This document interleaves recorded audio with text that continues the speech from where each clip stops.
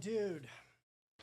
This is it, boys and girls, ladies and gentlemen. We are here. Hell yeah. On time, brother. Yeah, exactly. um, I'm just going to pull up the chat on my phone all right. so I have it nice and ready. All right, guys and girls. What's up, guys? It is Zero here. And I am super excited. Wait, can you hear anything through these headphones? No. I'm not hearing shit, bro. I'm not hearing shit either. Yo, just take the headphones off. Yeah, just might as well. Fuck it. I can't. I was, for whatever reason, I couldn't like hear yeah, through the headphones. But we are definitely live. And ladies and gentlemen, boys and girls, what is happening, guys? It is Zero here, bringing you guys a brand new episode of Horror Theory. Welcome, everyone, to Horror Theory, the best horror-related show here on YouTube. And I'm super excited about this episode here today. I am joined by my good friend, Animal Jeff, Animal JK, J the K0518. Jeff, what's up, bro? It was good, brothers and sisters. How you doing? Guys, you guys are gonna have to bear with me. Bro, I have been like straining my voice lately. Guys, we're coming to you. Hey man, that's the price you gotta pay when you nonstop grind, man. Bro, it has been an absolute struggle, but yeah, from this past week so far, Mario Kart Mondays to Pokemon on Tuesday, Wednesday, Marvel Rivals Team Up. Dude, I had the most amount of people here for Marvel Rivals Team Up. It was pretty cool. I gotta show up to that because I love that was fun, dude. We team did shooters are one of my favorite types of games. Yeah, I love team shooters. We did a team up, and then obviously tomorrow is Fortnite Friday. Yeah. That's gonna be crazy again. Hopefully it doesn't go so bad. Roadblocks. That reminds me, I gotta send you that link to that map I found. I gotta remember to do that. Yeah. But anyways, Roblox roulette's on Saturday. That's pretty hectic as well. So anyways, I have been straining my voice, dude, just like talking ever since last Fortnite Friday. We had the fiasco go on when we had the tournament. Yeah. And then it was the Summer Game Fest, Xbox Game Showcase. State of Play. Yeah. Bro. A lot of shit came out like in the last week alone. Brother, we did. We had so much stuff going on. Hell, we had like I said, you had the State of Play Game Pass Showcase and the Game Award Showcase. No, not the Game Award Showcase, but you know what I mean. Yeah, dude. And then the Switch dropped like the week before, or like the day before. Like I think they all have it on like around the same weeks. I think the Switch came out Monday, right? I don't even remember. I didn't get one. You got one. Yeah, I got lucky. You lucky bastard. No, man, Best Buy. They hooked me up, man. They hooked you up. They good people. Ladies and gentlemen, this is how the show works. So I want to welcome all of you who are returning to Horror Theory. Guys, we've got a number of predetermined topics, but before I get there, we are partnered with Factor, and we're going to tell you guys more about them later on in the show. What I want to talk about, though, is how we have the show structured. So here's how it goes. We have some predetermined topics that we're going to talk about, Jeff and I, and you guys are more than welcome. We can talk about it, as we go throughout the show.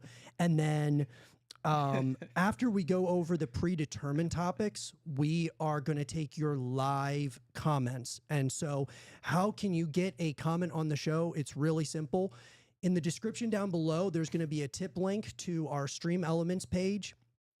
And that will guarantee your comment being shown on the show, and we'll go over it live here. And what's awesome about that tip link, guys, it helps support the show. But if you can't make it to the live show and you're watching this as a VOD, that tip link is good 24 hours a day. So if we don't answer it, as long as we deem it appropriate to be talked about on the show, you can leave your comment there, and then we will talk about it on the next show of Horror Theory. Yeah. With that being said, and with that said, let's talk about this. Jeff, it seems like you've got a couple of your homies, dude. Yeah, it's a couple of my buddies, my boy Isaiah, and my boy Gavin. They wrote Gavin's roast me because I suck at For Honor, and he's not wrong. He's not wrong. I do suck at it.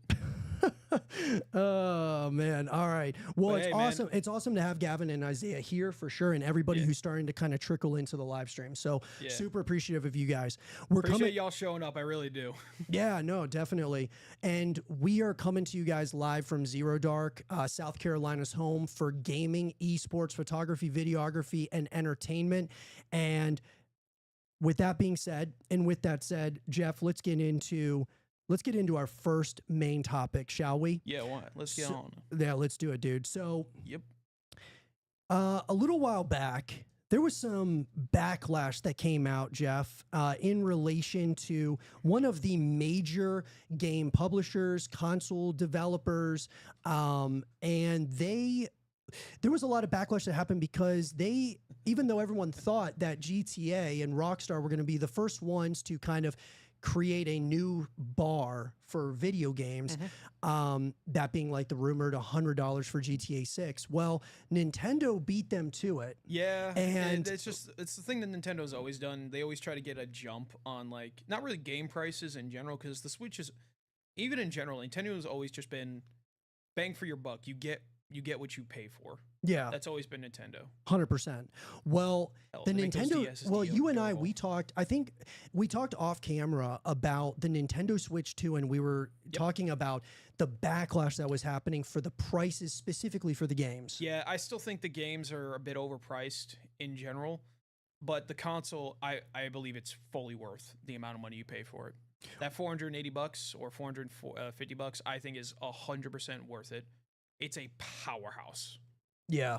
Well, I got to tell you, man, what's crazy about that is I thought it was going to affect the sales, and it absolutely did not at all. Guys, this is what's crazy about this is that the Nintendo Switch 2 has become the fastest selling Nintendo console with over 3.5 million. I think it's the fastest selling console ever. Ever, yeah, of all time. Yeah, you're 100%. You're right. With like over 3.5 million copies sold. Yeah, it's like 300. It's like 3 million within 4 days. 4 days. That's nuts. So, what do you think it was that made the console sell as well as it did? Do you think it was like just the fact of? Well, I got a feeling like once people started to realize that it's not a like cash grab of a console where it's just basically a piece of crap, it actually is a relatively decent console. Some people have been putting it on par with the Steam Deck, which is actually impressive. The Steam Deck's also a meaty console too. And after like people like realize like, oh, this isn't crap, it's actually good stuff. And not to mention the two games I was surprised to see it run, and not just run, but run well, was Cyberpunk and Hogwarts Legacy. Two games that are utterly massive, like seriously, massive games. And it runs on the Switch really, really well. Yeah. Well, I think the upgraded features obviously was a contributing factor. Yes. I think the other thing, though, dude, that a lot of people, maybe they're not talking about as much, is that the Switch is, when you want to talk about the family-friendly console of our time, Nintendo takes the cake on that by a wide margin. I mean, because their demographic has always been targeted towards not just kids, but families. Yep, 100%. That's always been like their target audience is not just kids, but families. And Nintendo, it seems like people, whether it's families or individuals, know that if we're getting a Nintendo console or Nintendo game, typically everybody can play it. Now, obviously, they're adding some games to the fray that will change that. I mean, Cyberpunk 2077, amongst, they're adding more and more mature themed games. Yes, but they started doing that with the Switch. Additionally, they added games like Skyrim or Doom. Like, I'm pretty sure you can get Doom Eternal on the Switch, which, again, is weird, but okay, do what you want. But it seems like instead of going for families, they're just going for everybody and adding certain games that certain older demographics will like. Yeah. Because I think that's what they started doing with the Switch initially, is they started adding in a lot more mature games and just instead of keeping it PG-13. No, I agree. I mean, hell, the next Pokemon game is PG-13 or like I The think teen? that's like E10 and up, I think, Oh, which is okay. like the first Pokemon game in history to do that. Oh, So really? I didn't even know that. yeah, all Pokemon games up to this point have been E. Even the GameCube ones, which involve terrorism. I'm not even joking. You play as a terrorist. Oh my god, that's crazy. Which I'm excited to play those on the Switch too as well, because they're coming to the Switch. Yeah. Cannot wait to play them. Yeah. It's Yeah. the only 2 games I have not played.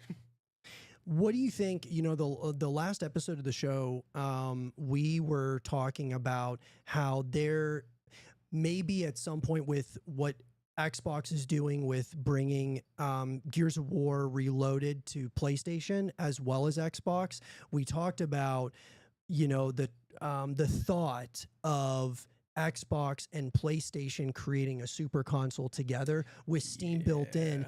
With the success of the Nintendo Switch 2, I'm wondering if that's something that, you know, it's so complex though, guys, because if Xbox and PlayStation were like, okay, we are getting completely manhandled right now by the Switch.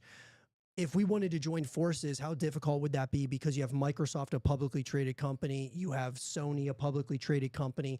The logistics of that would be absolutely nightmarish. Honestly, the best way to do it is actually how they did it, in just having a third party make the console and then just have basically support them. Because that's what like Xbox is doing with the new what's it called? I forget already. What, the Rogue? The Rogue, yeah, that's what they're doing with the Rogue. Like, the Rogue has been made by a third party company, but it's able to connect straight to Xbox and Steam. It's basically just a mini computer that you carry around, but it's designed for gaming. Right. Which is cool. And it looks cool. And it actually looks like it's going to be able to handle a lot of stuff. No, I agree. I think that PlayStation and Xbox will inevitably, in my mind, will start having more discussions. Yes. Probably not right now about but this merging like a console, but I'm saying this is the first step. The first step is, here's a game that was a console exclusive. Here, you guys can have it now too. Yeah. And then maybe PlayStation does the same at some point, and then it becomes like a somewhat of like a partnership, match made in heaven or something. You know, we don't know where it's going. I think this is the first step into hopefully making that super console that everyone dreams about. That'd be so cool, dude. Just to think about it, like people in like gamers who are playing like on the 360 would never imagine there being a chance in hell that they would be able to play a PlayStation game on their Xbox. Right. It's just such an out of like thought experience, and such a weird thing that people would never expect to happen. Yeah. No, I agree. I'm excited for the future, and this new handheld is the bright future forward for it. Yeah, 100%. Yeah. Well, the question is for all of you guys, what do you guys think about the Nintendo Switch 2, the sales? I mean, being the fastest selling, you know, console of all time. What are your guys' thoughts about it? Jump down to the comment section down below and let us know your thoughts. All right, guys. With that down and out of the way, let's talk about this. Jeff, when we did our last stream, we obviously were reacting to none other than the Xbox Game Showcase, and we even were reacting, I think it was during Fortnite Friday or afterwards, we were reacting to the Summer Game Fest. Yeah. And, you know, we've had some time now. It's been, what, about a week since those two showcases. I want to talk about, like, some of the things that stood out to us about the Xbox Game Showcase, the Summer Game Fest. The Summer Game Fest was first, so let's start there. Yes. You know, there were about, I would say, there was probably, you know, I don't know, probably about, you know, a dozen games that really were interesting to me. Yeah. But the ones that really captured my attention was really like a list of 4. I was about the same for me. Yeah, I was really interested in what they did with Atomic Heart. Yeah, that one. Creating an Atomic Heart 2 was very fascinating to me. Yeah, I wasn't expecting that, because I know the Atomic Heart game didn't do bad, but didn't do like outstandingly good. I actually played it. It was actually a lot of fun. Like the combat kind of felt like bullcrap at sometimes. You just get nuked sometimes. Like all of a sudden you're walking around, you see a android in full black suit, all of a sudden just starts cyclopsing you from X-Men. No joke. And I'm like, where was this? Why did this happen? But yeah, so I definitely did like the game, and it is interesting because there's so many different elements in that game. Like it kind of feels like it had too much going on at the same time. It just felt like there was just so much deeper meaning to everything that you did, and it just kind of felt a little overwhelming. Yeah. Because Well, like what there's zombies, plant-based creatures trying to eat you, androids losing or going crazy, all that type of stuff. It's just everywhere. yeah, no, I agree. The first Atomic Heart was wild and wacky. This one, I mean, you can tell it's down the exact same vein as the first one. Yeah. The other one that was really interesting to me, though, that was within the Atomic Heart universe was the Cube. Yeah, That was really, I was like, what the hell? I have no idea bro? what that's about. I just know it takes place in the Atomic Heart universe. So I'm curious, like, what is this cube? What is this, like?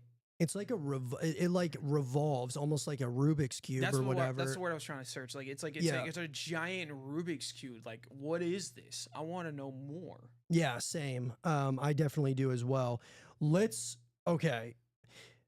The two, though, that really captured, at least for me, Summer Game Fest. I mean, there was a number of games, Jeff, but the two games that were like, okay, this is what I am hyped about is Resident Evil Requiem and surprisingly Ill, another horror game that is like a shooter that's similar to kind of reminds me of Fear. Did you ever play Fear, by the way? No, I didn't. It was like the first encounter Assault Recon. It was an absolutely terrifying shooter, first-person shooter, terrifying experience. First-person horror games are just so underrated. And I think when Resident Evil Biohazard came out, it was when like, hey, this could work.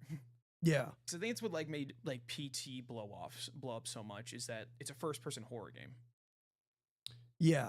No, I agree, dude. Yeah. PT, what I think was terrifying. Well, it kind of gave you that Outlast vibe. Yeah, that's not that's being able to first-person, defend yourself. That's another first-person horror game that's really scary.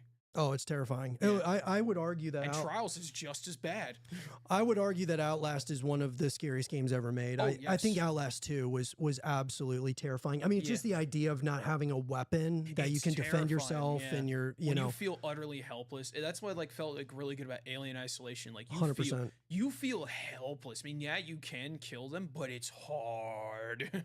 Yeah. Well, yeah, and you're like hiding in lockers and like hiding from the alien and stuff. That was crazy. That's such a good. I know it sounds messed up, but it's such a good feeling to feel terrified. What did you? Okay, well, obviously you and I were both on the same page with Resident Evil. Now that we've had about a week to think about it and like kind of dissect it, okay, I gotta get this off my chest here about Resident Evil Requiem. I had mentioned during the Xbox Game Showcase that I thought I read an article that the main playable character was going to be Ethan, and it was not. That was not. No. That wasn't correct. The person that I was reading about that was saying, I guess it was, who was it? Trying to remember the leaker, but he said that the playable character was going to be more Leon than Grace. My boy. Yes. But apparently Capcom has said that Grace is the main character, which makes sense. But I would have loved to see Leon as... Well, who knows? He might show up. He might show up as a playable character, or maybe... Just like a side character like Chris. Like in the last... I wouldn't mind that. That man need to retire. What did you... been through it. What did you think about Resident Evil? And we're going to be talking about more Resident Evil Requiem here in a little bit, guys. Yeah. But like just overall thoughts about... Let's get your... Like, what were your games from the Summer Game Fest? So the two that caught my eye the most are obviously Requiem. I'm only been a recent Resident Evil fan because I recently played Biohazard and Village, which both are great. But when I was a kid, I bought this game off a buddy of mine from school. It was Resident Evil 2, the original on the PS2. That game scared the absolute crap out of me, and I loved it. And it was like my first M-rated game ever, and I loved it. Yeah. And so what I did notice about, first of all, I'm happy it's going back to Raccoon City, what's left of it. And I'm actually excited to see where the story goes from here, because this character that was in the trailer, we've already seen this character as a kid in one of the older games.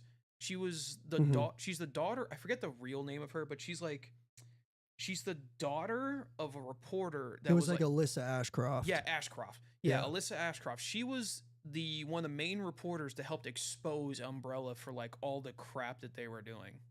Yeah. I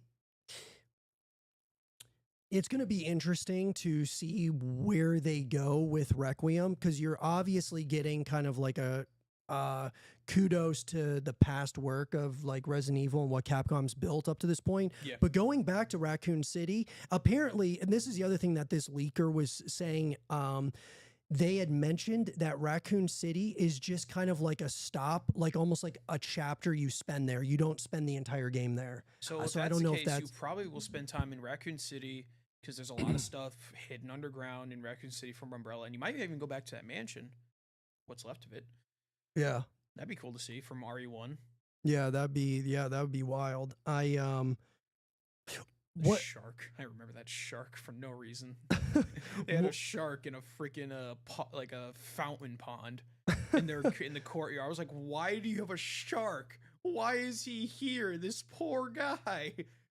what else stood out to you with the Summer Game Fest? Dying Light the Beast. Mm, That's a game that I've been waiting for a minute. As soon as I heard it was coming out, my boy told me about it, and I was like, I'm ready. I was like, because he was telling me like, oh, they're making a new Dying Light game. Like, I'm not interested in playing. I did enjoy 2, but I was like, I want to see Kyle Crane's. Like, well, guess what? This one does have Kyle Crane. I'm like, oh, okay, you got my attention. yeah.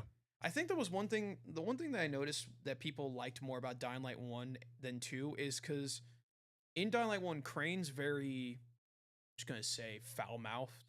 The guy curses a lot, but it's like a very human reaction. Like Mhm. I distinctly Do remember. you mean to like being in that situation? Yeah, like he's a Yeah. very like he's very vocal, but he's also very human.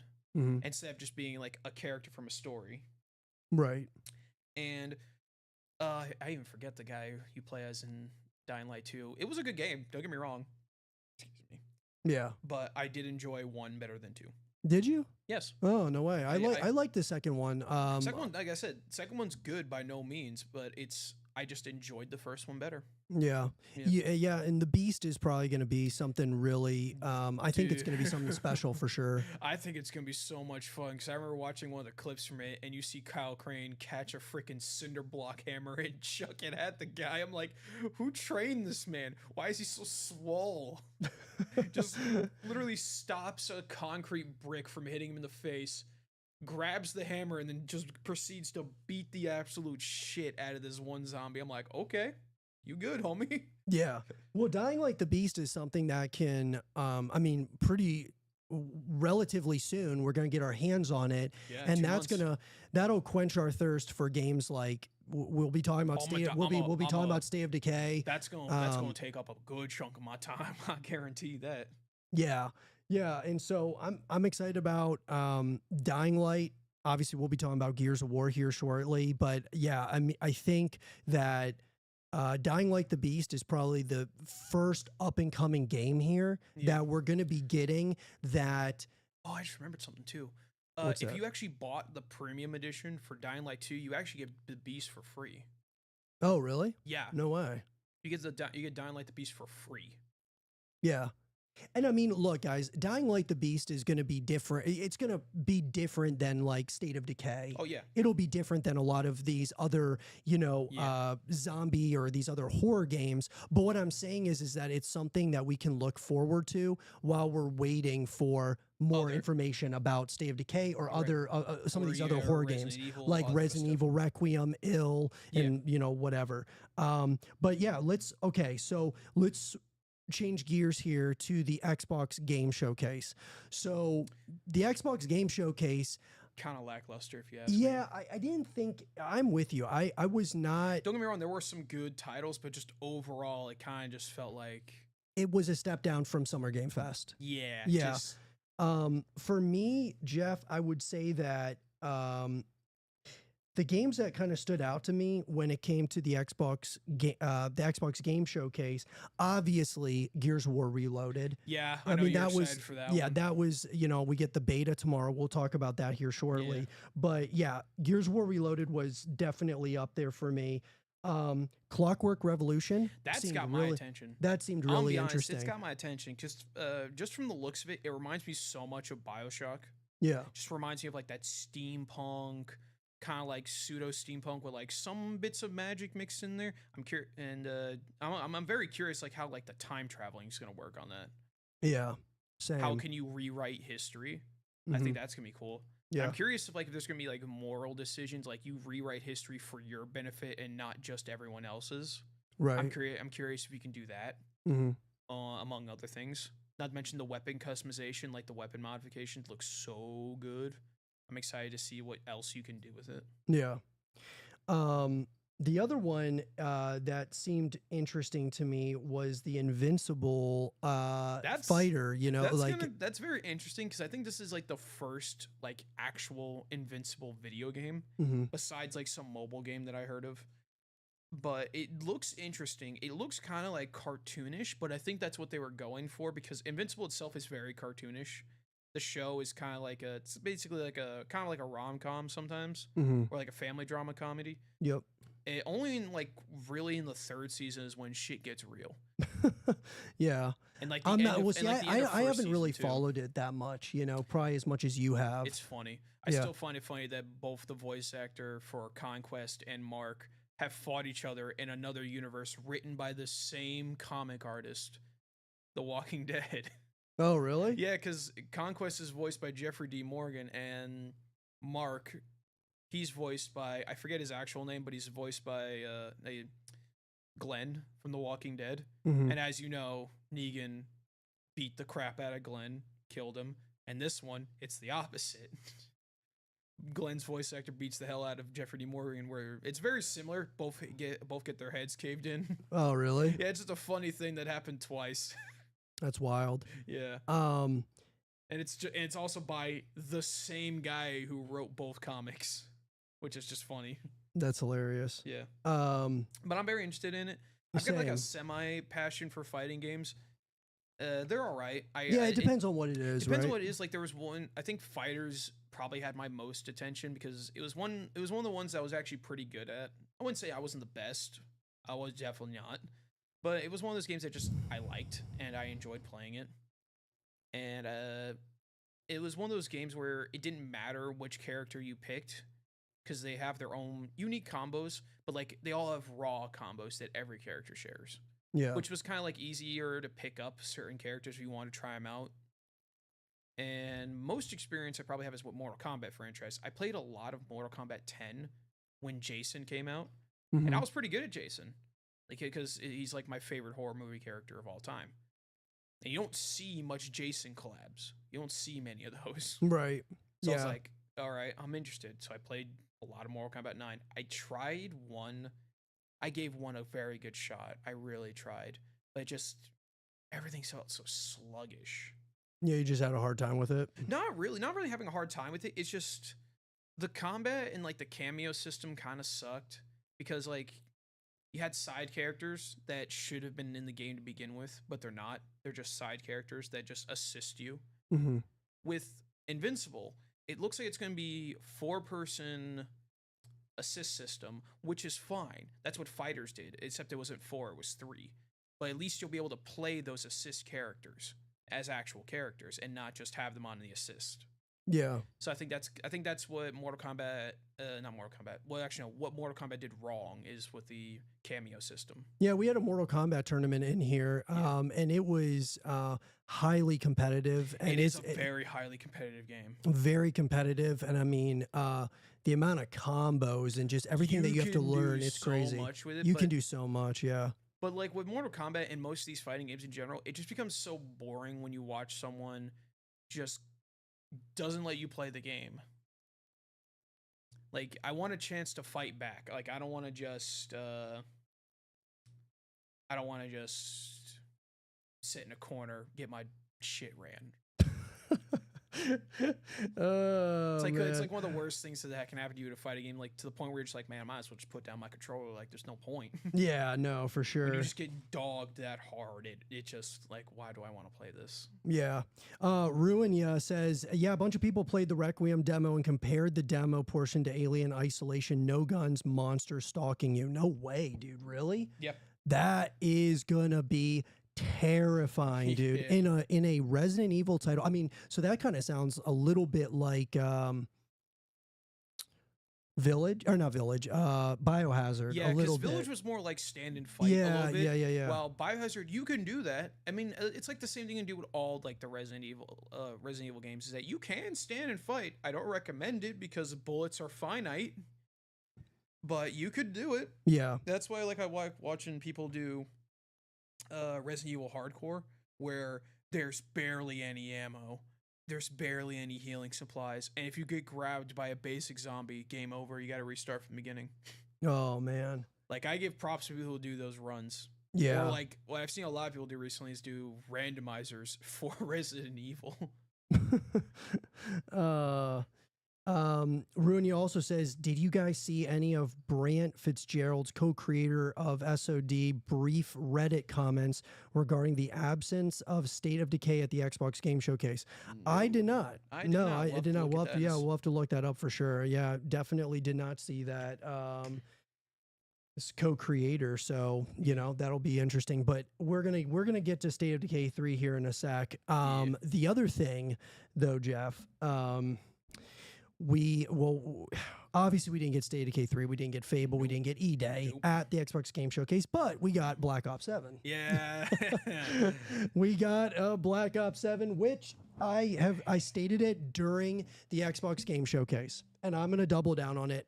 And look, here's the thing, guys. Sucks. The Call of Duty Black Ops 7 trailer. I have been a massive COD fan. Yeah. For, I mean, really since COD 4, and then really got into it with Modern Warfare 2 in 2009. And I've been a massive fan of the franchise since then. But I enjoyed Ghost. I did play Ghost. Ghost was my first Call of Duty. Yeah, I mean, Ghost had things about it that were really interesting for sure. Like great campaign. Yeah, the campaign. Extinction was really cool. I loved Extinction. Extinction was cool, but it's not zombies. It's not zombies, no. But they should do a zombies Extinction merger, where you have zombies and aliens in the same universe. That'd be really. I'd rather just have a zombies game, like just a COD zombies game instead of it just being. No, Like I mean that would be cool too. I think that would be cool, where it's just all the maps and just make it separate from the main game itself. Yeah, probably be better, to be honest, because people will buy that because people like zombies more than multiplayer. Zombies is awesome, but yes. I think they did say oh, I'm sorry. Well, when they showed off the Black Ops 7 trailer, when we were watching it at first, we're like, okay, is this Halo? Is it Mass Effect? I mean, don't get me wrong, guys. I thought it would be a new IP. The character models looked great. Like, some of the graphics looked awesome, but you were mentioning Quantum Break. Yeah, it just gave me like Quantum Break vibes. Yeah. And then like it either could have been that or just like a whole new IP in general. And then he says Mason. I'm like, no. Here we go. Don't do it. And then they did it. And then they did it. Yeah. Just like, why? And why Black Ops? Like, I get Black Ops 6 was good. And it was like one of the only few Call of Duties to actually like get me back into it. The last one that did that was the Modern Warfare remake. Mm-hmm. In like 2019. No, 2016. It was the 2016 one. That was Modern Warfare 2, which was 2019. Pretty sure.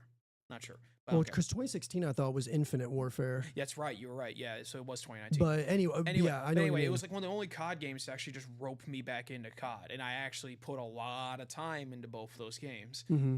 And I put more time into zombies. To be honest, the zombies I loved. As much as people gave crap to the zombies in that game being so different from like OG, I actually enjoyed it.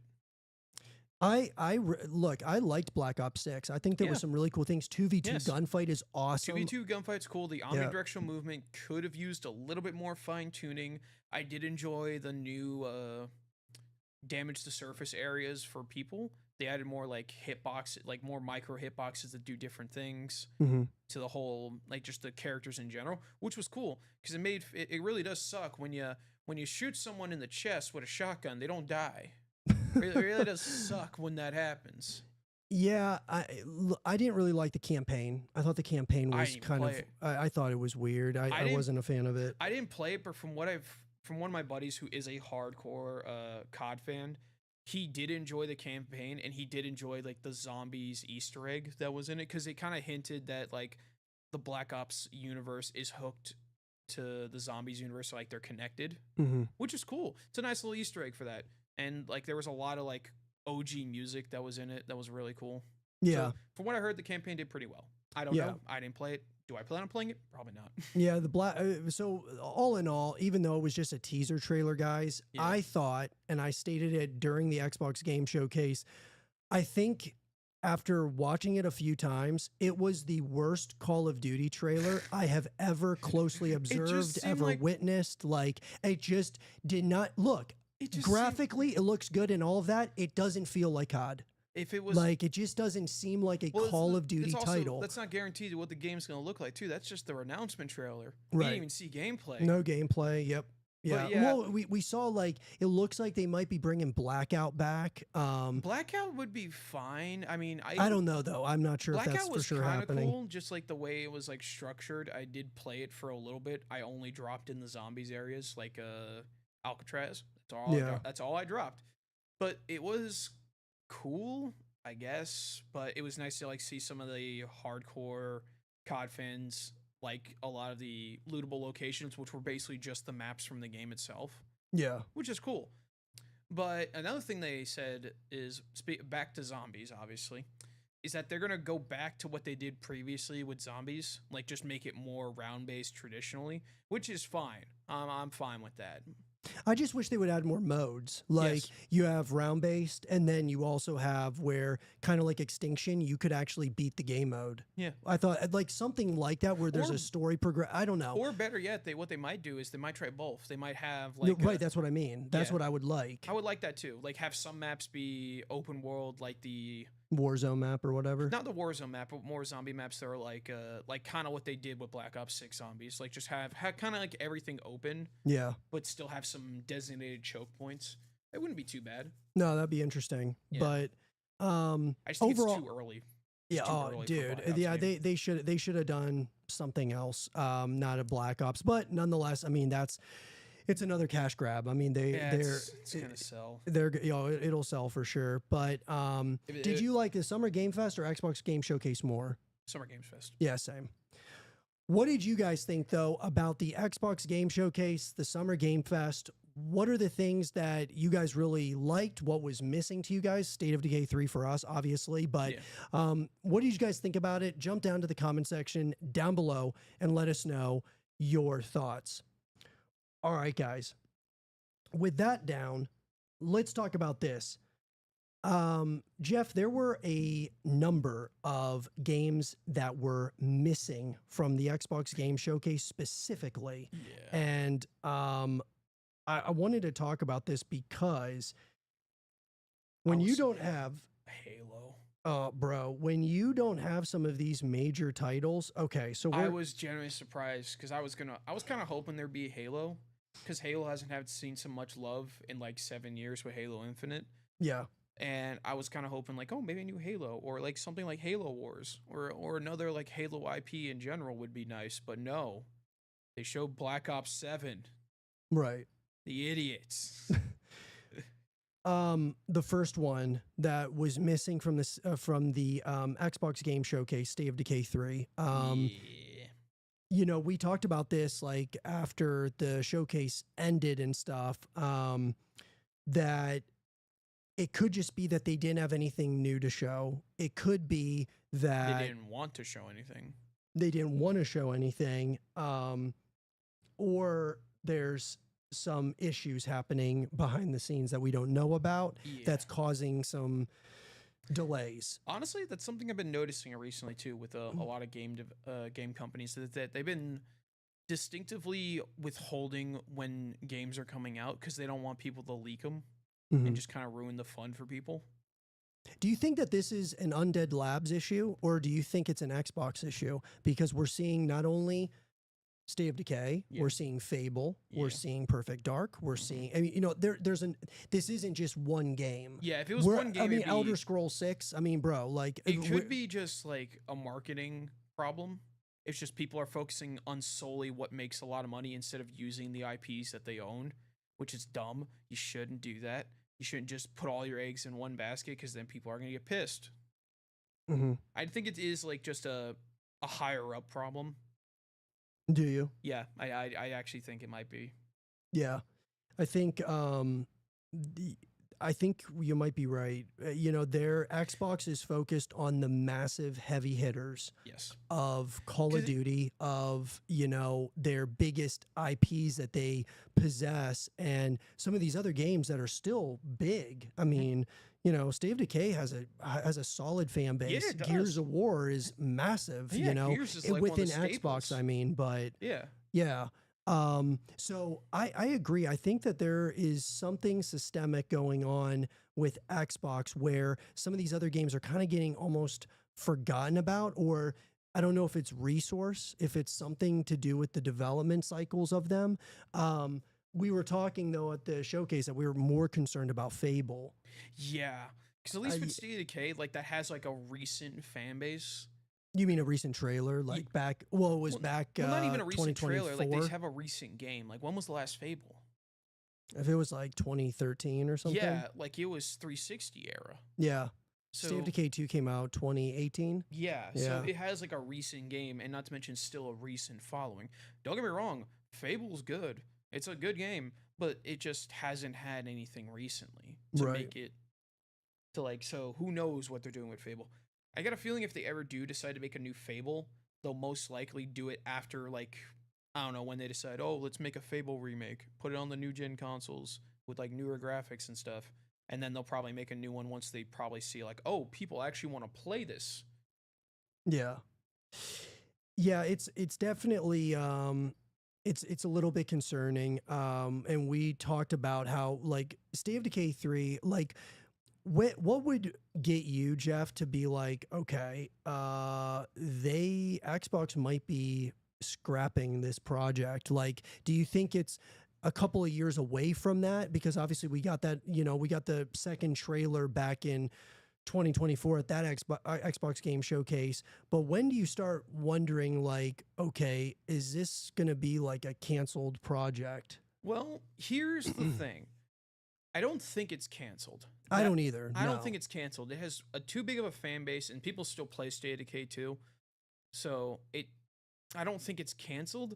I think they're either saving it for the Game Awards, because you know they release stuff on the Game Awards. Mhm. They announce stuff at the Game Awards. Or at the fall showcase if Yeah, they do one. yeah, that's also the fall showcase is another option. Yeah, if they So- do that, yeah. Yeah, I think this Xbox Presents. I told you this after the recording, or after the live stream, is that it felt like they were mainly focusing on sharing new IPs and new companies and adding in some sequels to games that people kind of wanted. Mm-hmm. Grounded 2, it's gonna be fun. I forget the other game that's getting another sequel, but yeah, you get what I'm saying. Is like it was more focused on new stuff and not old stuff. Mm-hmm. So I have a feeling that we might hear something, just a gut feeling. It could be wrong, but just a gut feeling saying they might have something for fall. Yeah. Spooky season. The other things that weren't talked about was I don't know if you saw anything on Contraband, but there was a game called Contraband, Everwild. We have not heard anything about like the future of those, and Everwild is developed by Rare, the guys who do Sea of Thieves and stuff. Yeah. So I'm not sure you know, where they are with that. I'm not sure where they are with Contraband. Because Contraband got announced from the Just Cause studio, the ones that do Just Cause Avalanche. Yeah.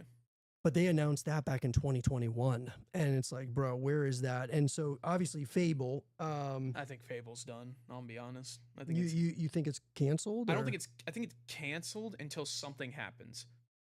like Something what? like a remake or a remaster or something. I just don't know if it's canceled because Phil Spencer said, we're bringing you guys great games like Gears of War, E-Day, Fable. They didn't mention State of Decay 3. That's where I was like, wait a second. They didn't mention State of Decay, but he mentioned Fable. So, yeah, I don't know. I think they're probably still working on it, but I actually, you want to know what I think it might be, dude? Is, you know how the Coalition is helping, they're doing their own thing, but they're also helping out Undead Labs, and so is Obsidian. They're helping out as Obsidian's been cooking. what I think might be happening is they're understaffed or something. Probably at Undead Labs, like, and so you have the Coalition. They're like, okay, yeah, you guys can have a couple of our people like today to work on some shit, bro. They're just like cycling people, and Undead Labs is like they're understaffed. They don't have enough people or whatever. Like, Remaro posted the Reddit post. It says that it says that we didn't have enough to make something for the trailer, but they're still mainly focusing on making the game itself instead of making trailers for it. So that's good. That's at least it's hardcore evidence saying, hey, we're still working on this. So State of Decay 3 is happening. We just don't know when. Yeah, when it's coming out. I mean, and they pushed it from 2025 to 2026. I'm starting to get concerned about a release date in 2026 just because that's going to be a rough launch.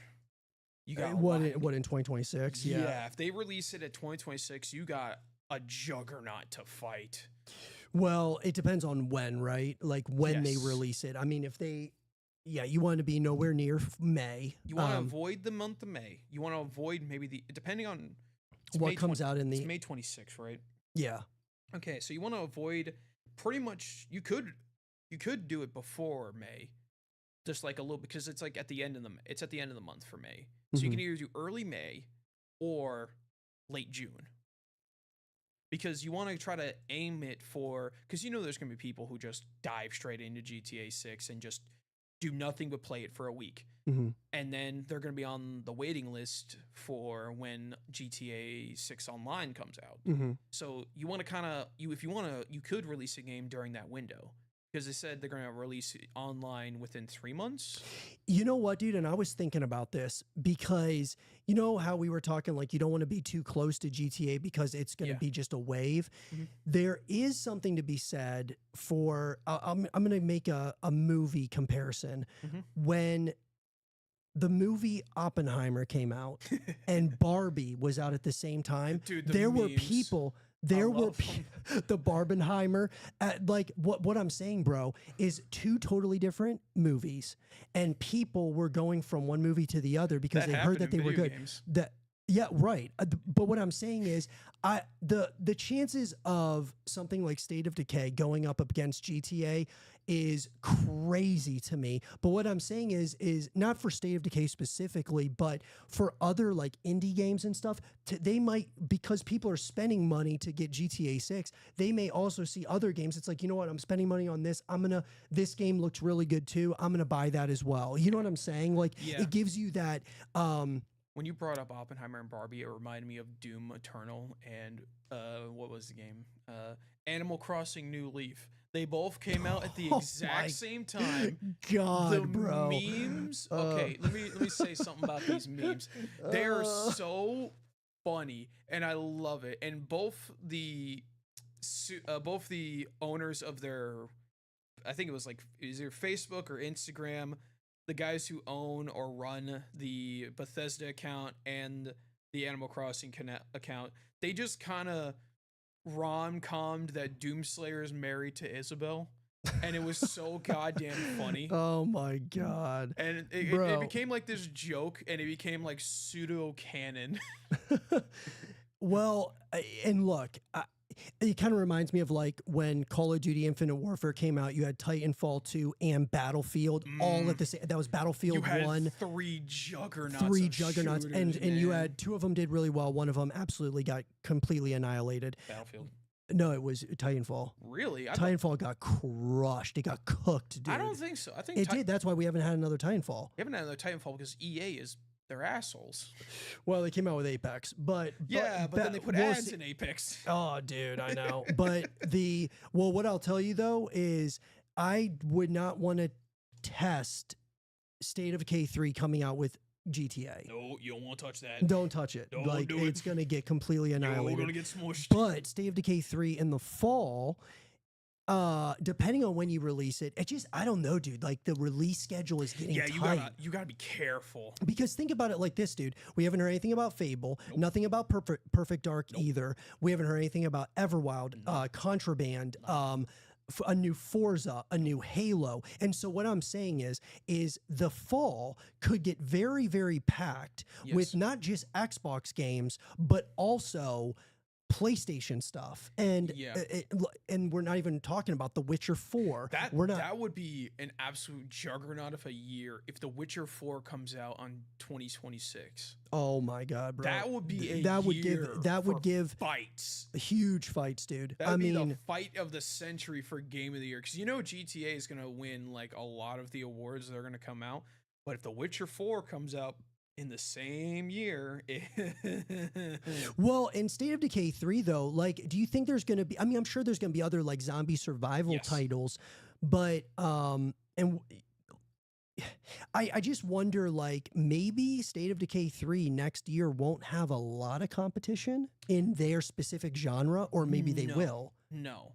I just, we talk about Resident Evil Requiem, but totally different, right? We talk about totally different. We talk about, Dying Light comes out in a couple of months, and it's zombies, but it's just different. It's different than what State of Decay is. State of Decay is more of just like a... State of Decay is kind of creating its own little niche. Simulator. Yeah, it's creating its own niche almost within gaming. I think what kept State of Decay live for so long is that it was so different from other zombie titles.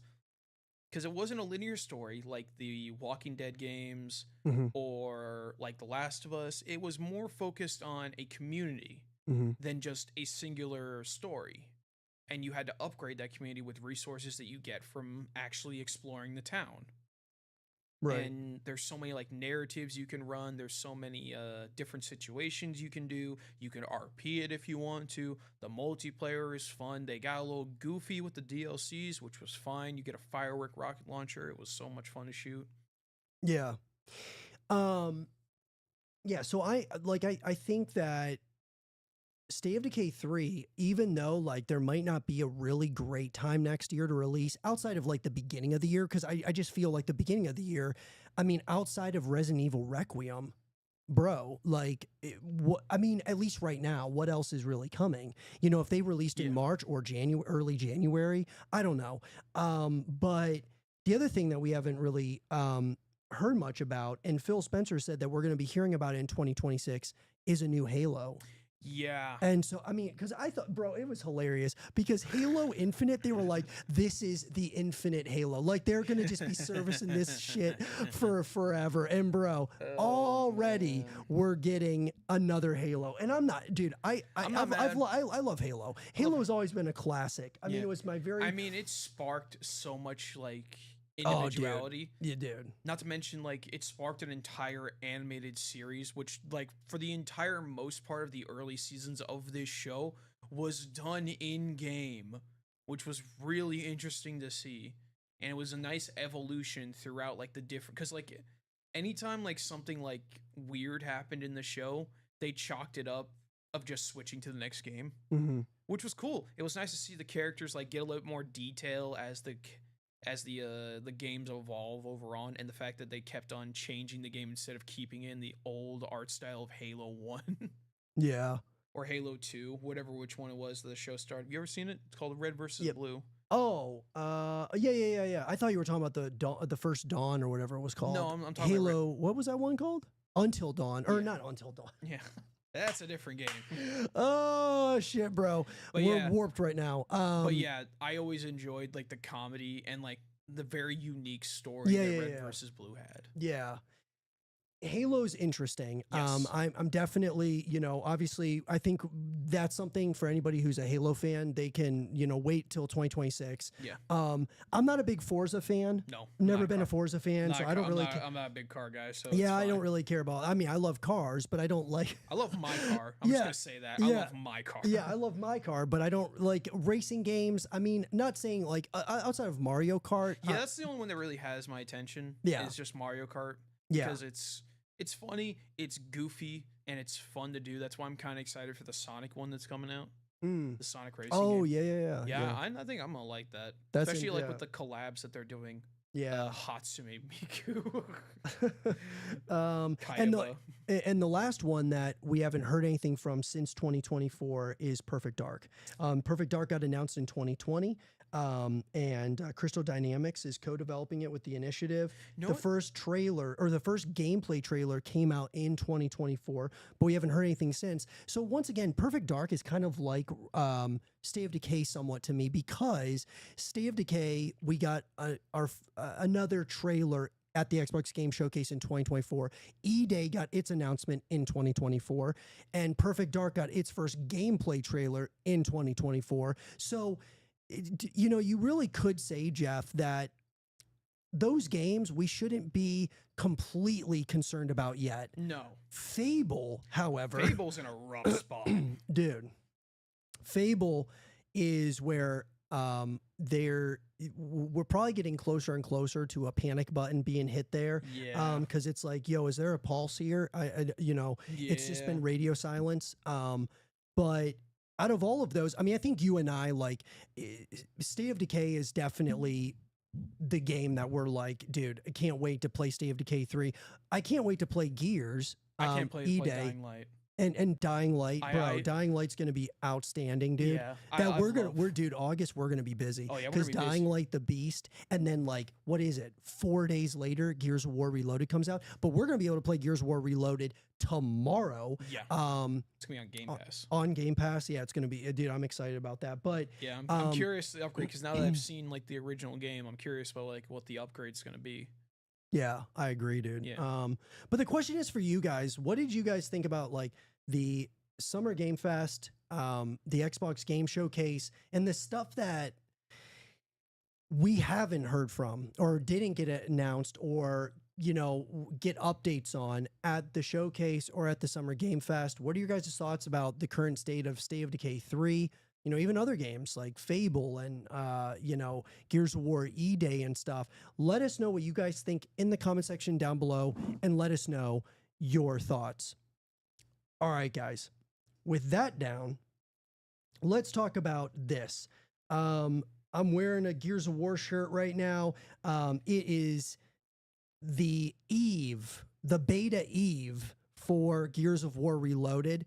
And there is some significant excitement around Gears of War Reloaded coming to PlayStation. And the beta begins tomorrow. And yeah, guys, we primarily talk about horror games on Horror Theory. With Gears of War, though, it's not a true horror game, but it's alien invasions can sometimes be scary, so you never know. You might as well just loop it in there with them. Yeah. So it's got horror elements within a third-person shooter, and I'm incredibly excited about it. Even though, yeah, it's just a remaster of Gears of War 1.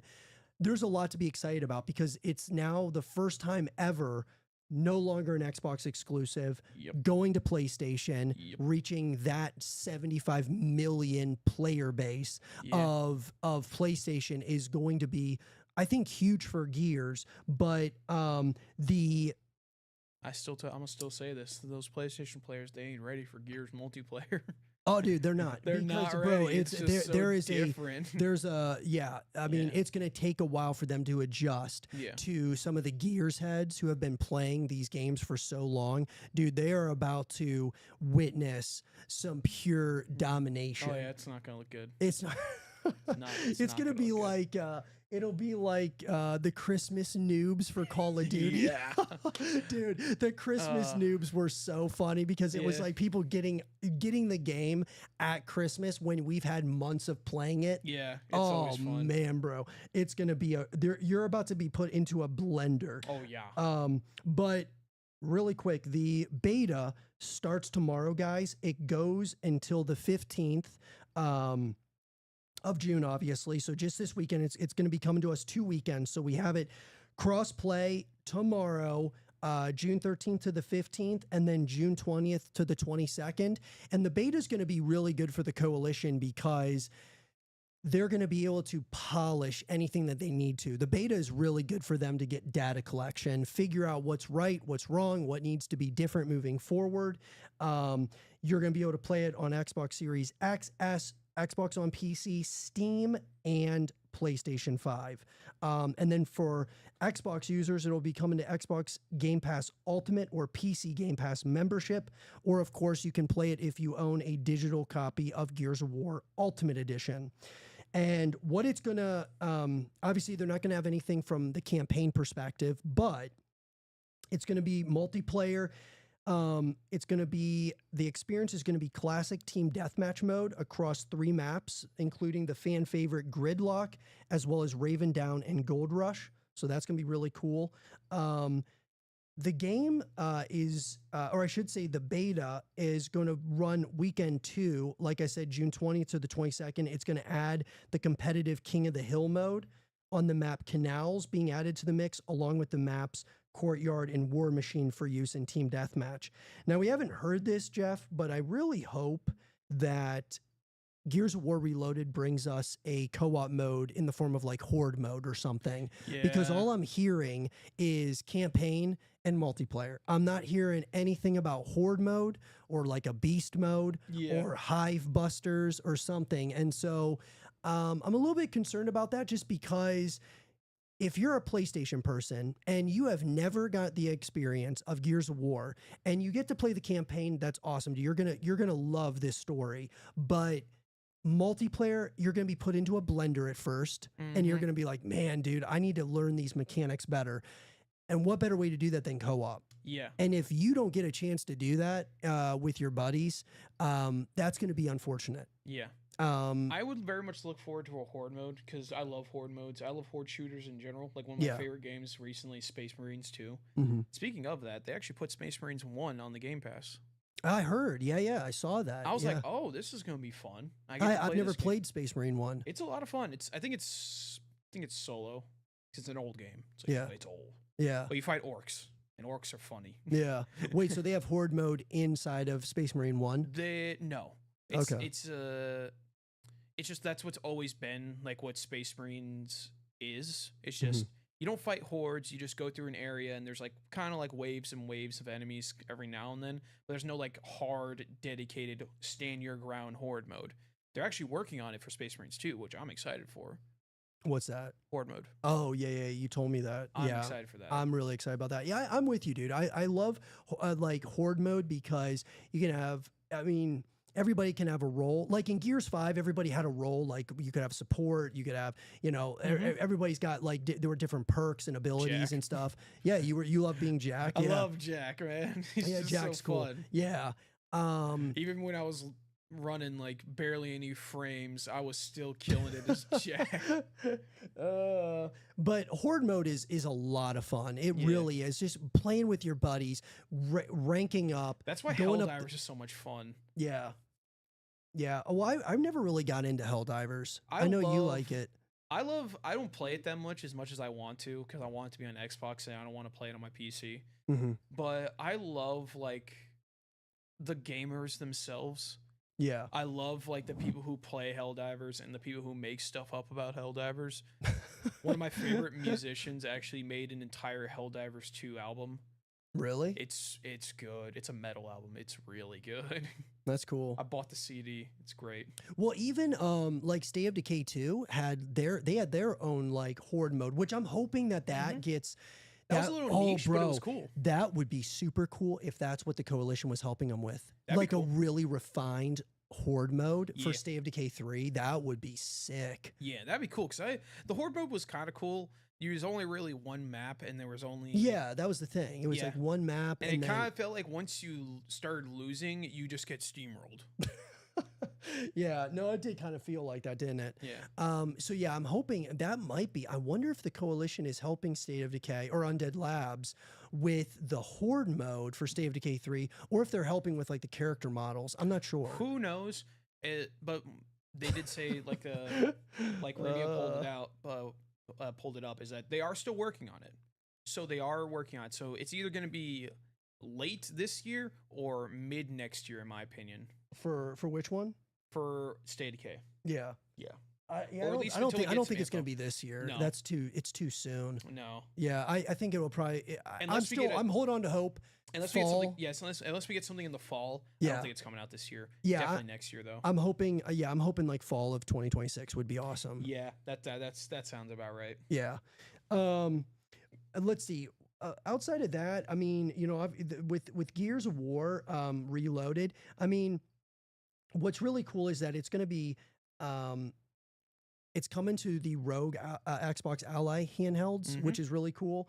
4K resolution, 120 frames per second in multiplayer. That's going to be really cool. Yep. The game looks great for being a game that came out in 2006. I mean, just from a remastered perspective, I think it looks great. Yeah. Really excited. I mean, my God, dude. Yeah, we'll have to run some games together. I mean, we're probably going to get put in blenders as well at first. Going to go up against some esports players. E-Day or what was it? What? Reloaded or E-Day? Reloaded, yeah. Reload comes. Yeah, you said Reload comes out tomorrow, so yeah. Yeah, the beta comes out tomorrow, so that'll be interesting. But anyways, guys, what do you guys think about Gears of War Reloaded? The beta comes out tomorrow. What are your guys' thoughts though about, you know, what this game is going to encompass? Obviously, we're going to get our hands-on experience with it, and I would love to hear your thoughts about it in the comment section down below, and let us know your thoughts. All right, guys. With that down, let's talk about this. You know, Jeff, obviously one of probably the game that we were the most hyped about when it came to the Xbox Game Showcase and the Summer Game Fest together, at least for me, was Resident Evil Requiem. Yeah. There was a lot of talk that the main character was not going to be Grace Ashcroft, that it was actually going to be, I thought it was Ethan, but I was mistaken. It was Leon Kennedy was what a lot of people were talking about. Well, Capcom has come out and they essentially told everyone, no, the main character is Grace Ashcroft. So it is the girl that we saw in the trailer, which is fine. Yeah. I think it would have been really cool if Leon was like a playable character or something. Yeah, who knows? That would have been interesting. Maybe it'll be a DLC for him because people do love Leon. Yeah. So it may be a DLC for him, but it'd be cool to see him again in like new light. Right. Just don't make him look like Chris, because Chris does not look good. He looks like a cool person. It's just it doesn't look like the years were kind to him. Yeah. There was an article that came out from Games Radar, and Jordan Gerblick over there, the series mainstay Leon Kennedy has long been rumored to be at least one of the playable characters in Resident Evil 9, but there's no indication from the game's reveal trailer that it has anything to do with it. Instead, the trailer focuses on FBI agent Grace Ashcroft, daughter of Resident Evil Outbreak hero Alyssa Ashcroft. And then there was a hands-off demo. Grace is the only playable character with Leon nowhere to be seen. It seems like there were a number of people from different outlets, Jeff, that got to play Resident Evil Requiem right after the Summer Game Fest. And a lot of them were saying that this game is terrifying.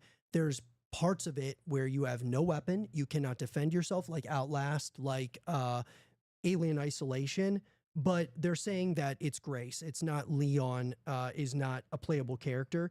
And they went on to basically say that, or I should say, Capcom, they confirmed that Grace is the new main character, is what they said.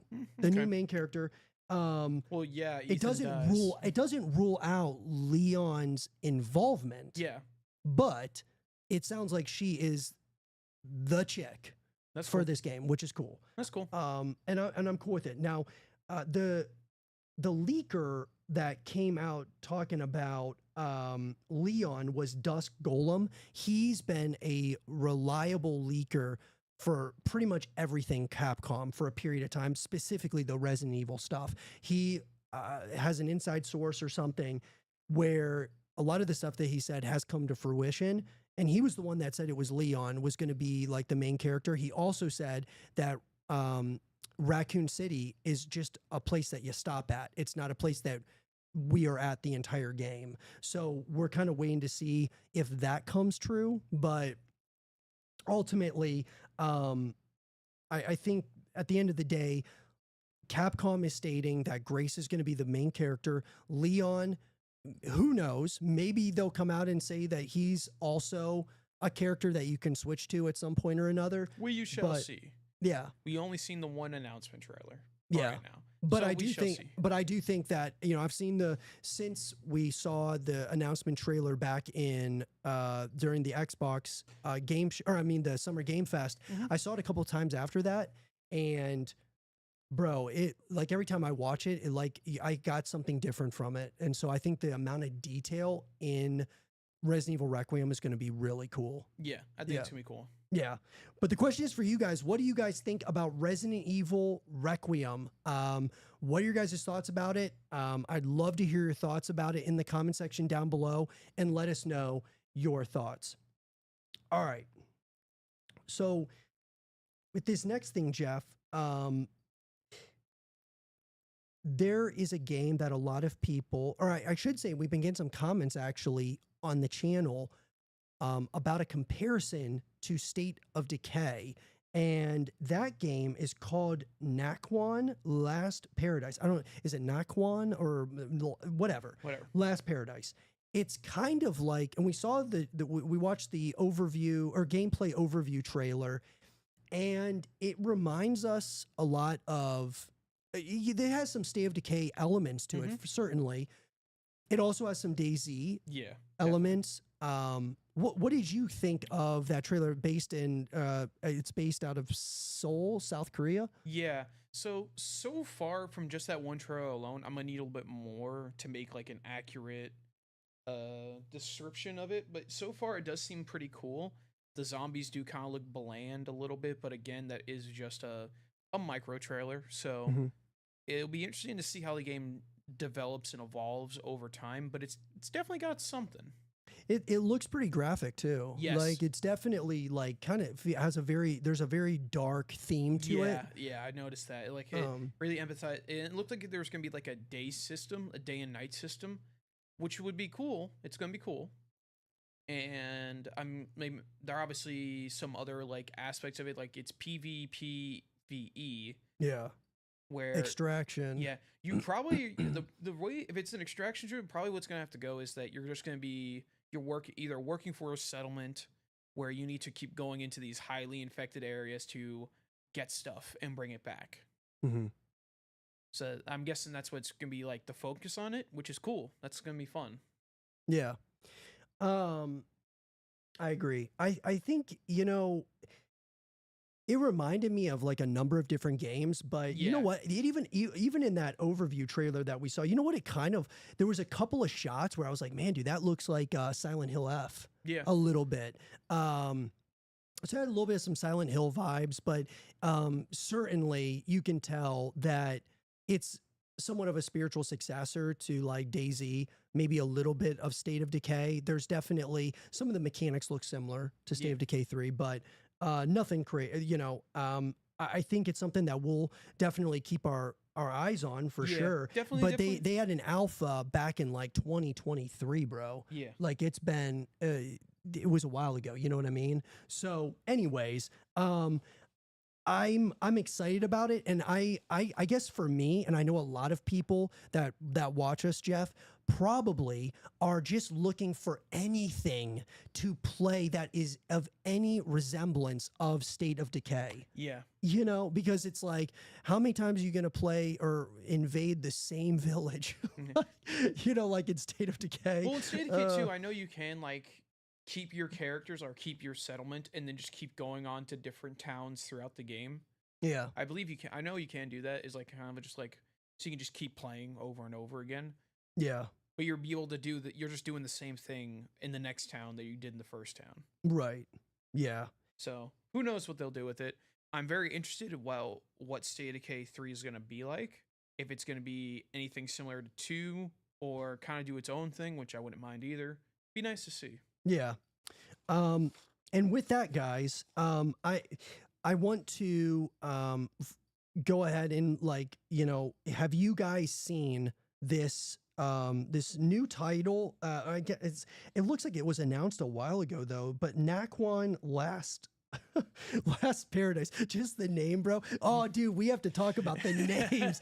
Oh my god, bro. Dude, but some of them were rough. oh, bro. Okay, so Naquan Last Paradise, guys. Before we move on to that, Naquan Last Paradise. What do you guys think about it? Do you think that it's like a true spiritual successor to State of Decay, to DayZ? Is it something that you're interested in? Let us know what you guys think. Jump down to that comment section down below and let us know your thoughts. And with that, guys, I want to thank our partner for this stream. That is Factor. Guys, Factor is no prep, no cooking, just dietitian approved, chef prepared meals delivered to your door and ready to eat in 2 minutes. Pick your pre-made meals, select from a weekly menu of 34 plus dietitian approved meals and 45 plus add-ons that fit your lifestyle. Prepped and cooked to perfection, gourmet chefs take care of the prepping and cooking so you can do you. Heat, eat, and enjoy. No prep, no mess. Our meals arrive ready to eat and eat in 2 minutes. Guys, the link down below, you are going to see a link for Factor. If you guys click on that, you're going to get 50% off your first order with free shipping using our code. And if you do that, that helps out Jeff and I, Horror Theory as a whole, as we continue to try to grow the channel as well as the streams and the show. And yeah, Factor is awesome. I've used Factor a number of times. It's kind of like HelloFresh, but Factor's awesome. They deliver right to your door. Guys, the craziness of the day, you know, I've got so many different things going on. And so one of the things that I constantly forget about doing is eating. And so having Factor is awesome because they'll deliver it to your door, make those meals super quick. It's awesome. Yeah, I gotta get something like that soon. Yeah, no, Factor's awesome, man. So anyways, thank you to Factor. Really appreciate those guys over there. Now let's get into this. Yeah. Yorak Hunt says, I don't understand. Okay. How come these other studios could afford to make these trailers? The game is definitely taking longer than we think. Yeah, it is. Look, State of Decay 3 is taking a long time, guys.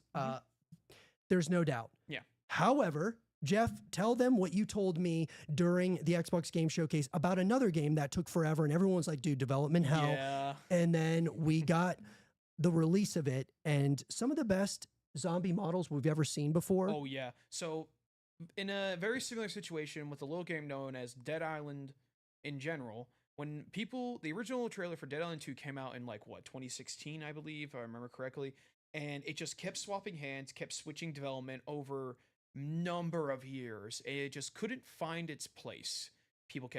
Studios kept going bankrupt. It kind of felt like the game itself was cursed because any development team that touched it, it just went to hell so fast. But when we finally got it, I mean, it has possibly the best zombies I've ever seen in any even the basic zombies design wise, and when you beat a zombie over the head, you'll see bits and pieces kind of dangling there, you kind of knock something loose. Same thing with intestines. You'll hit a zombie in the stomach, you'll see that shit jiggle. They got jiggle physics for intestines. I love it. It's possibly one of the best things also. And also with trailers specifically, these trailers that we watch, and at least for the announcement trailers, they're not showing actual gameplay.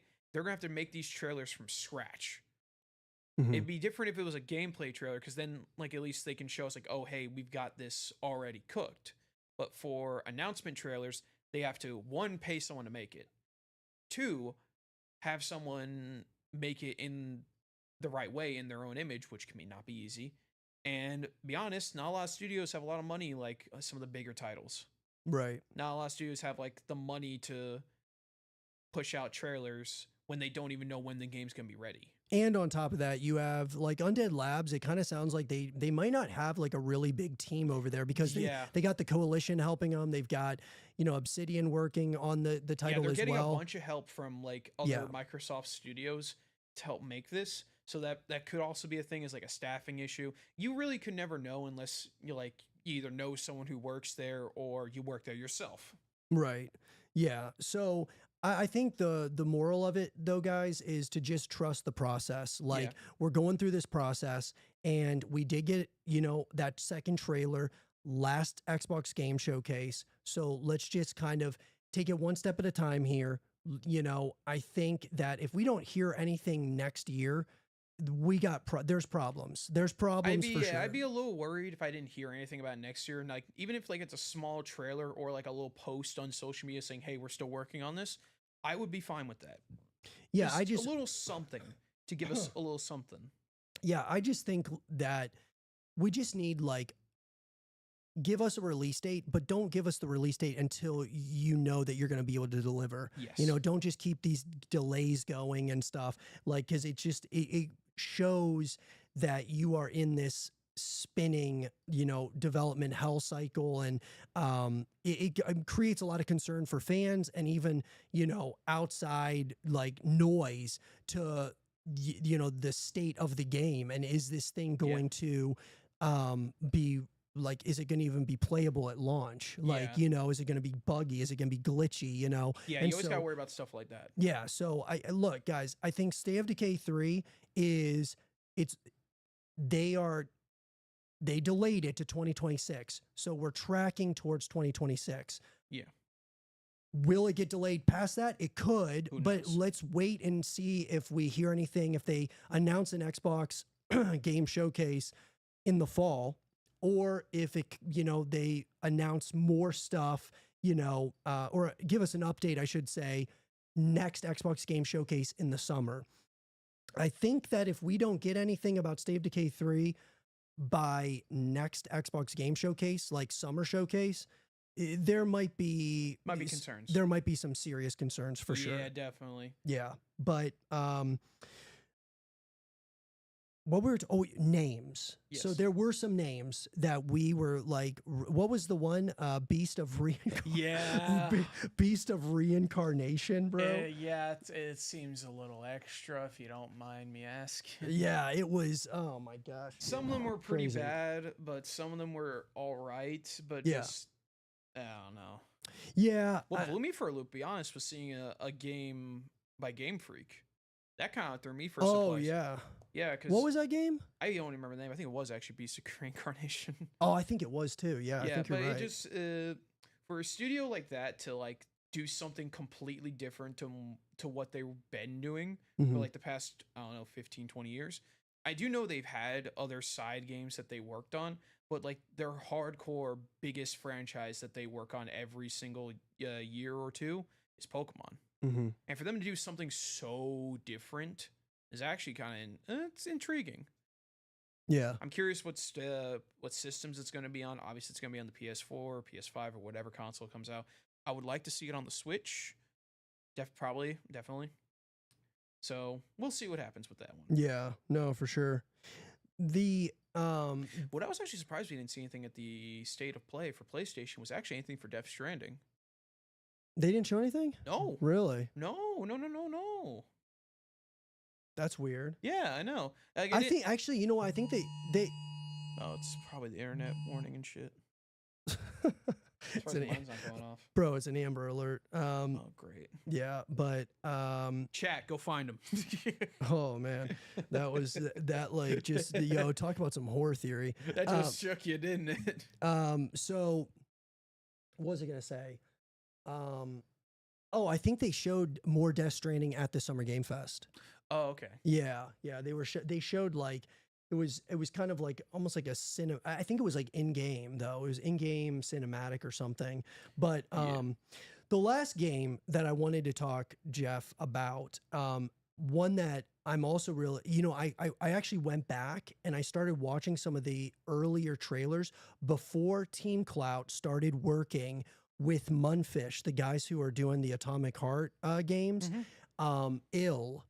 Ill is, bro, I went back and saw some of the like older trailers. Dude, that game looks wild. Yeah, I'm interested in that one. That one looks terrifying, dude. Yeah. Like it looks like I think that could be something really cool. Yeah. I was reading about it.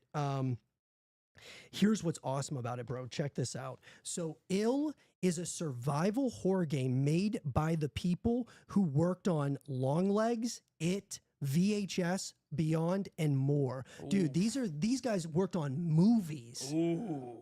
Yeah. So like when I started seeing like some of the character models and stuff, I'm like, bro, it looks like grimy. It looks like, dude, I need to go take a shower type shit. You know what I mean? Like Yeah. that's what it looks like. It's like, and what I love about it though was Team Clout was working on it by themselves at first, I believe. And then Munfish, the guys who have done Atomic Heart, are now working on it with them. Nice. And so it's a first-person survival horror game. It takes place in a dark, abandoned fort overtaken by a mysterious entity. It promises unpredictable monsters, a visceral dismemberment system, and realistic physics to create an atmosphere of relentless horror. I love hearing that. Like, Yeah. relentless, like, terror. Like, you got to be, like, alert at all times. It kind of, like, almost like I mentioned Fear. It reminds me of Fear when that game came out, but also it's kind of like a really like unnerving like Left 4 Dead maybe or something like that. That would be cool. Yeah, that would be crazy. Let's see here. It's being powered by Unreal Engine 5, obviously. The physics allow grotesque monsters to be mutilated and torn apart, Team Cloud said in a press release. There's a special binaural audio system. Players will feel the agony in every scream. Oh, God. Okay. Holy shit, bro. I'm telling you, dude, this thing, the more I was watching it and then reading about it, I was like, bro, this might be terrifying. Now, at the same time, you have a gun, so I don't know if it can be more terrifying than like Outlast. Watch like random intervals whenever you're trying to shoot that gun, it freaking jams. Or they like grab it from you. Or no, I think jamming is even more scary. Oh, bro. Because like when you see something reaching for your weapon, you expect that thing to grab it. But when a gun jams and you're trying to like defend yourself against people who are trying to eat you, it's like all the more like dread. Like it's like, or like you hear a click and you're out of ammo. Right. That would be crazy, dude. Like, well, they also said that the environment is an active part of the gameplay as its physics interact with combat, puzzle solving, exploration, and more. Sounds a lot like they took inspiration from Resident Evil. Yeah. For sure. Which would be cool. No, definitely. They also said that in Ill, your actions can affect the behavior of the monsters you're about to destroy. Ooh, okay. So that's interesting. Yeah. So like if you're aggressive, they're going to be aggressive. If you're calm, maybe they won't come at you as fast. I don't know. Team Cloud says it has implemented elaborate animations that reflect each weapon's unique physical properties, and players will have to maintain each weapon by checking for malfunctions. Yeah. Oh my God, bro. You just called that shit. Oh, dude. That's going to be like dread inducing. That's kind of the one of the things I wish happened in Hunt, but at the same time I'm very much glad it doesn't happen in Hunt, because that would suck. You already have to manually reload.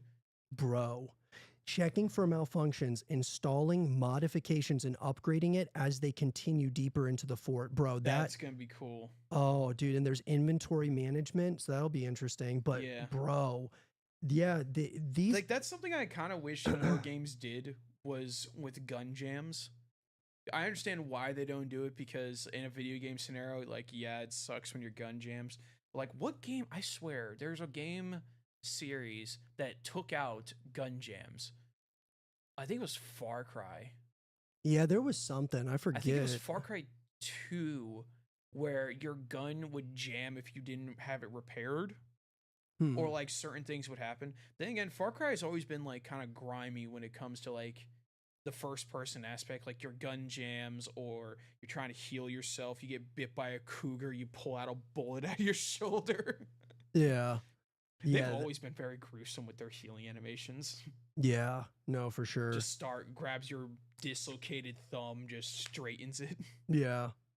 And like I had mentioned, the guys who are making Ill are, you know, they're horror experts doing VHS, Long Legs, It, Welcome to Derry, a number of like Sony Pictures horror projects, and then They worked with King. Okay, that's gonna be interesting. they did what?